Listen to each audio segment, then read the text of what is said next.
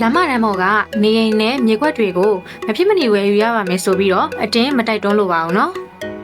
ဒါပေမဲ့လမ်းမတန်းပေါ်ကအင်ချမ်းမြေတွေပေါ်မှာဖြစ်လာနိုင်တဲ့အကျိုးရလဒ်တွေကိုဒီနေ့ဗီဒီယိုလေးမှာအနည်းငယ်မျှဝေပေးရင်းနဲ့နောက်တစ်ကုံနဲ့အရှိတစ်ကုံမှာရှိတဲ့လမ်းမကြီးနှစ်ခုအကြောင်းကိုပြောပြပေးသွားမှာဖြစ်ပါတယ်ရှင်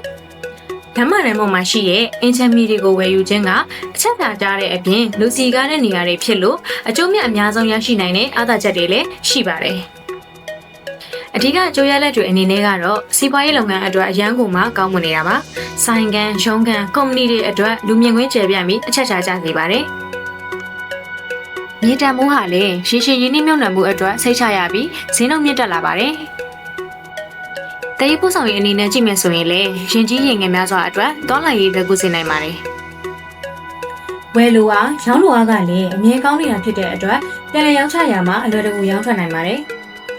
ဒီနေ့မှာညှိဆိုပေးခြင်းနဲ့လမ်းမကြီးနှစ်ခုကတော့မြောက်တကုံရဲ့အဓိကလမ်းမကျယ်တွေကတစ်ခုဖြစ်တဲ့တပင်ရွှေဒီလမ်းမကြီးနဲ့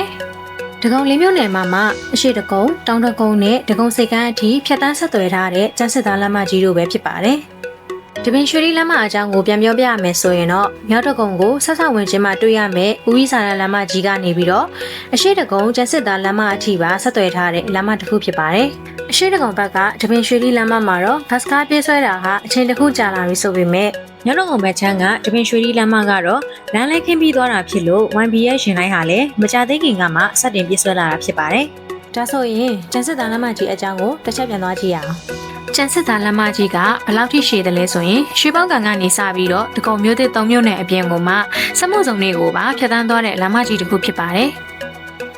လက်ရှိဆောက်လုပ်နေတဲ့ City Map Project ရဲ့အိမ်ယာစီမံကိန်းတွေရဲ့ကြောင့်နောက်ပိုင်းမှာအင်ချမ်းမြေဈေးတွေကမြင့်တက်လာနိုင်ခြေရှိပြီးတော့အခုတော့မှအဝယ်တွေတော်တော်များများလိုက်နေတဲ့နေရာလို့ပြောလို့ရပါတယ်။ဒါဆိုဒီနေ့ပြပြခဲ့တဲ့လမ်းမကြီးနှစ်ခုကဘယ်လောက်ထိအချက်ချာကျနေလဲဆိုတာကိုသိသွားကြလောက်ပြီထင်တယ်နော်။ထပ်တိုးရဲ့တက်နေဝင်အင်ချမ်းမြေမှာဆိုရင်တော့လမ်းမတန်းပေါ်ကအင်ချမ်းမြေတွေအပြင်ရန်ကုန်တစ်မြို့လုံးမှာရှိတဲ့အင်ချမ်းမြေတိုက်ခန်းရောင်းဝယ်ငါစတာတွေကိုတက်နေဝင်ရဲ့ Facebook page နဲ့ channel တွေမှာတင်ထားပေးတဲ့အတွက်ဝင်ရောက်ကြည့်ရှုနိုင်တယ်လို့လူကိုယ်တိုင်လာရောက်မေးမြန်းစုံစမ်းလို့တဲ့မိတ်ဆွေများအတွက်လည်းတက်နေဝင်အင်ချမ်းမြေရုံငန်းကနေဖိတ်ခေါ်လိုက်ပါတယ်ရှင်။တက်နေဝင်ရဲ့ hotline နံပါတ်လေးကတော့399264564565ဖြစ်ပါတယ်။ကြည့်ရှုပေးခဲ့ကြတဲ့အတွက်အားလုံးကိုကျေးဇူးအထူးပဲတင်ရှိပါတယ်ရှင်။